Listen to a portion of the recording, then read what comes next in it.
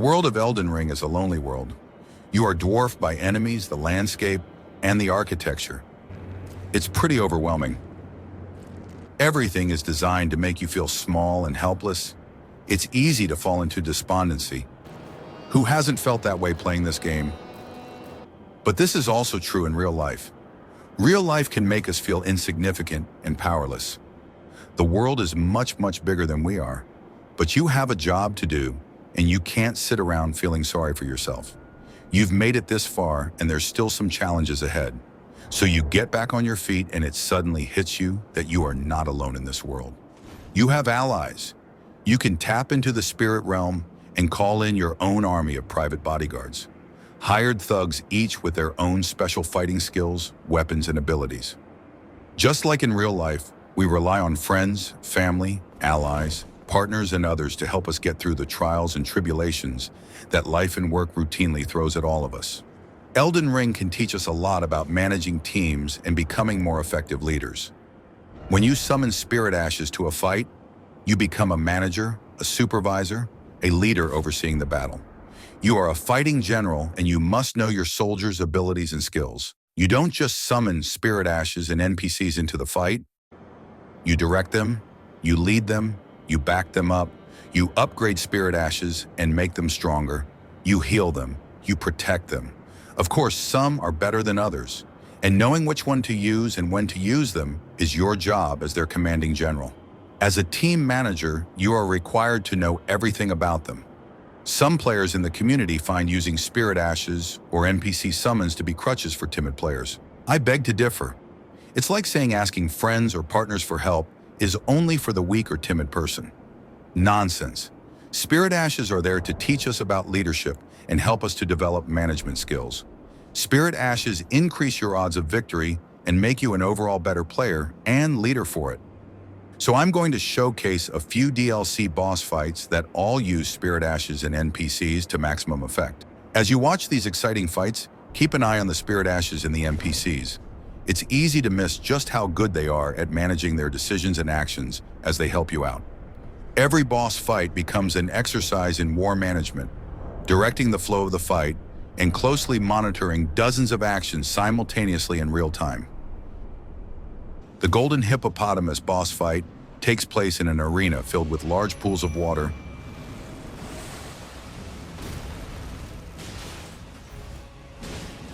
So I equip my Mimic tier only with the best lightning incantations and weapons. Hornset and Redmane Freya will bring their own special skills to the fight, so this makes it a 4 versus 1 fight. I like those odds. My goal is to keep the Hippo on or near the pools of water to maximize lightning damage. All the while I'm monitoring the health bars of all my buddies. A good leader keeps his pulse on his team's health and well-being. He knows when to step in and provide extra encouragement, and when to step back and let them do their job.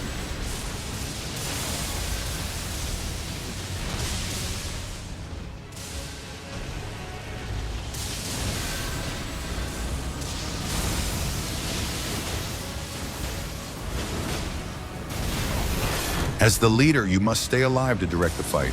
And if you die, well, that's it. The whole team dies with you. They can't go on without you.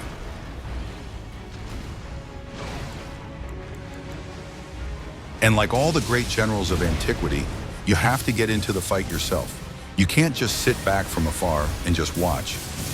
Nothing motivates a team more than a leader who leads by example.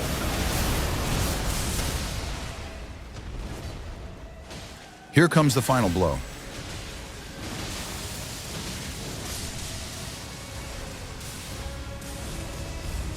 And that's it.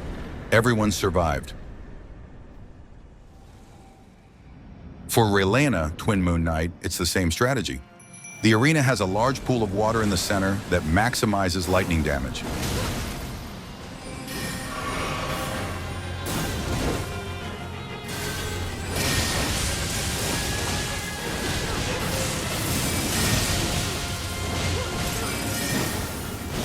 I can only summon Furled Finger Needle Knight Lita for this fight, but it's still 3 versus 1.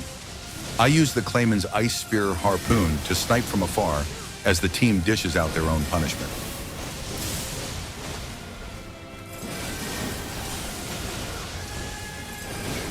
The Mimic Tier does a great job of only using the lightning attacks, which are very effective when R'Lana is in the water.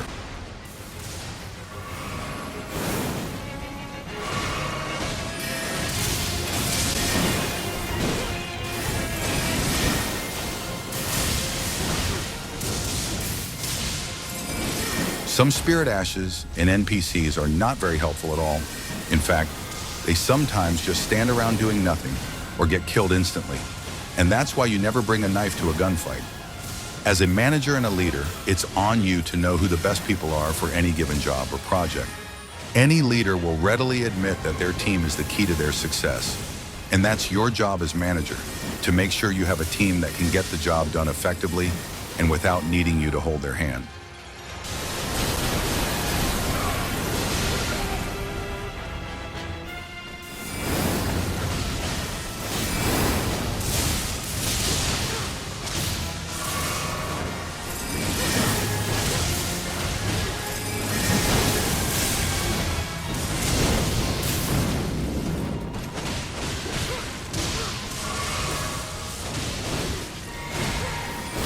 Lita lasts just about to the very end before dying. Still another well-managed team victory.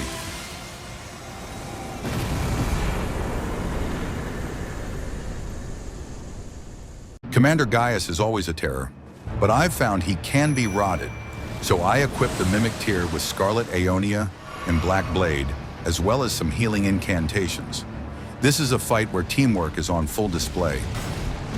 The Mimic Tier makes full use of all the spells available and knows when to switch for maximum effect. As the leader, it's on me to take charge and set the pace for the fight and to inflict as much punishment as possible in the narrow windows provided. I also try to lure the commander into the rot trail left by the Mimic Tier to infect him with it. Being in sync with your team members will maximize your position to defeat whatever obstacles are in the way.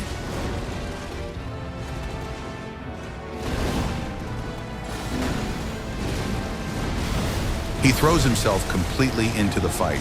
He's making his own calculations and decisions.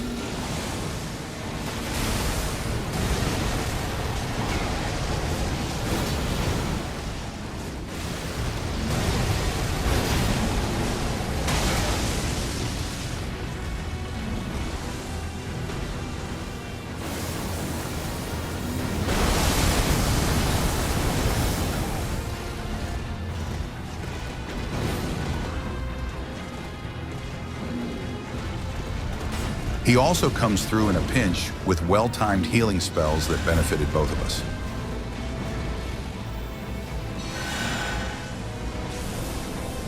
This was a 2 versus 1 fight, which is preferable to a 1-on-1 fight any day of the week.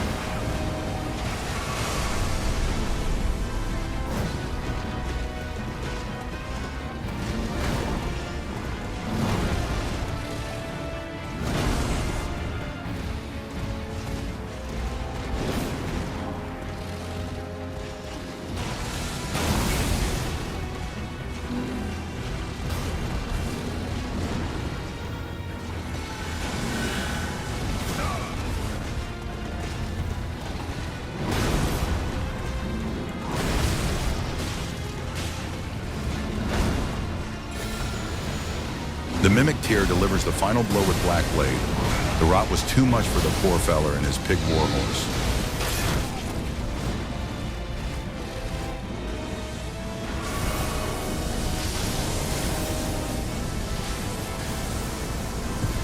And another opponent bites the dust to great teamwork and good planning and management.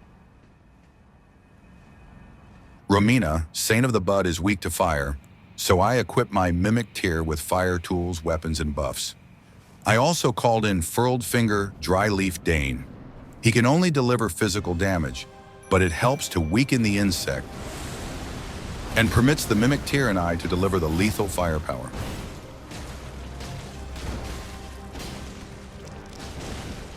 Keep an eye on the Mimic Tier as he uses the hefty oil pots to soak the insect before setting her on fire.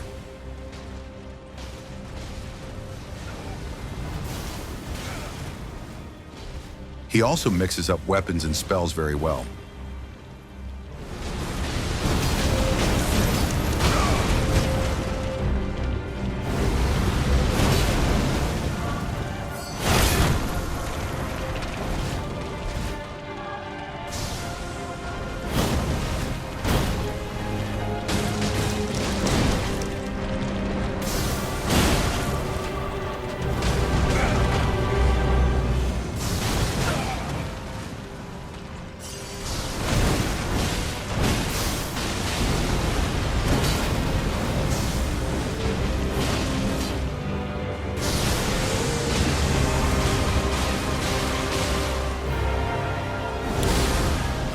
Now this may look like a 3 versus 1 fight, but in reality it's an even 3 versus 3 if you count the insect's tail and mouth and the sexy bug lady in the middle as individuals. They each act independently of one another, so this is really a fair fight.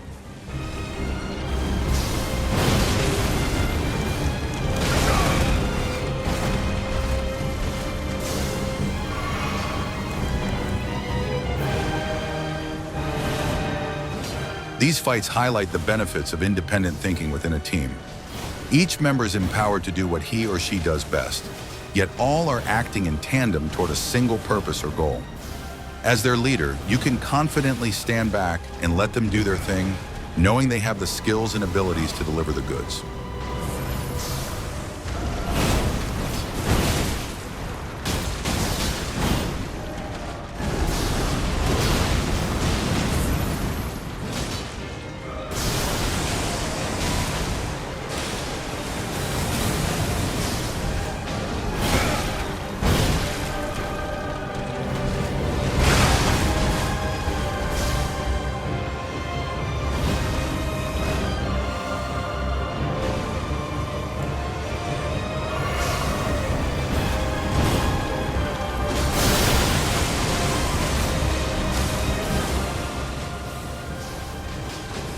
I get the death blow here. The Mimic Tier barely survives this one, just barely. But we all managed to come away alive and victorious over the super sexy bug thing. The Shadow Tree Avatar is one of my least favorite boss fights. That it's a 3-stage fight makes it all the more loathsome. Fire is the key element here. And we both managed to survive this one pretty easily. The only reason I even fight this monster weed is to get Miquella's Great Rune, and as we'll see, it comes in handy for the final boss fight. This match is about perseverance and ensuring you are well equipped for a long, long fight. Of course, the worst thing that can happen to you in this fight is you get down to the 3rd phase and die. Then you have to start all over again. But that's part of the strategy that has to go into planning and managing the fight in your favor. The Mimic Tier not only delivers his own punishment, he also manages to stay alive on his own long enough to be useful. You want a partner who can think on his own 2 feet and can hold his own. You also want to make sure you provided your team members with the proper tools and equipment to get the job done.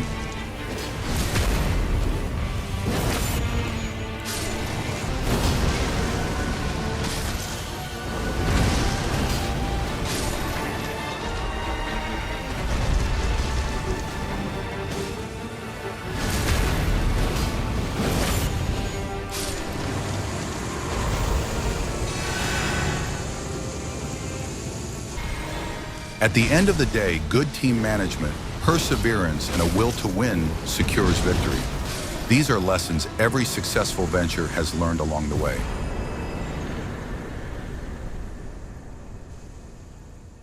Promised Consort Radon is a batshit crazy fight, whether you fight him alone or with others. Bleed and pierce weapons work best here. Pure Blood Knight Ansbach is really good in this fight. His weapon deals heavy bleed damage. Mohg's Spear and Commander Gaius's Lance Sword also deal great bleed damage. Lord Mohg will have his dignity.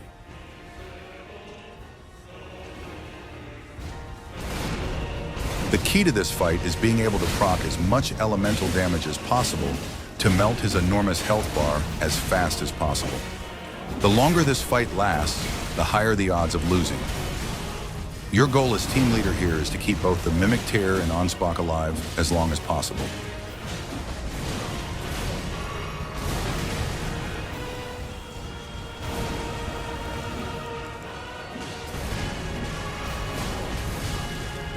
That's another bleed proc. Going into Phase 2, both the Mimic Tier and Ansbach are in good shape, and my own supplies are decent. I'm computing all this information as I keep an eye on the boss. He could kill me at any moment with one of his many bullshit moves. Oh, the bullshit moves this guy pulls. It really does border on the unfair. But that's what makes managing this fight effectively so rewarding. You really have to be on your toes and in complete command of your reflexes and thought processes. You have to be one step ahead of a very unpredictable and deadly opponent. But so far, this run is looking more promising than my previous 50 attempts. I get grabbed twice in this fight, but it worked out to my advantage both times. Voyage guided by compassion.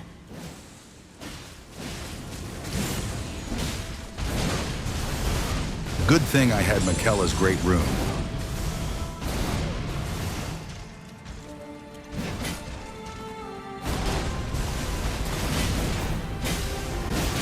And another bleak prophet.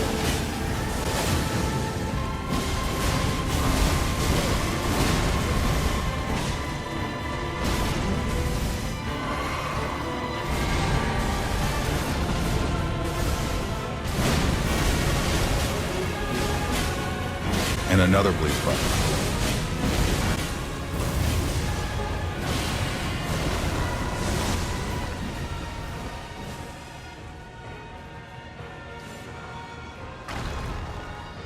The Mimic Tier almost made it to the end here, but succumbs to Radon's atomic bomb attack. Fortunately, Ansbach survives to provide crucial backup.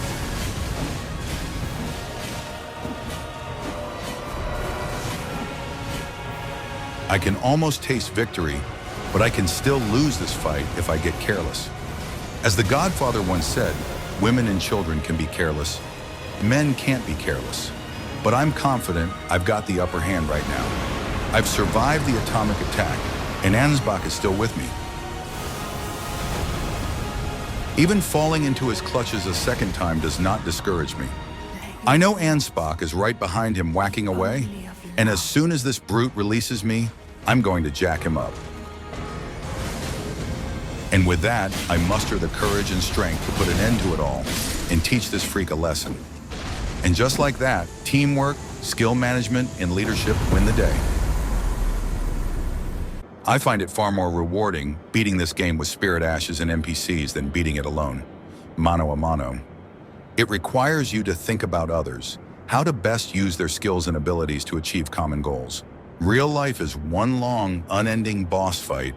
You can tackle it alone if you want, or you can join with others to increase your chances of success. The choice is yours. Let me know what you think of spirit ashes and summoning NPCs for boss fights. And hit that subscribe button for more. Thanks for watching.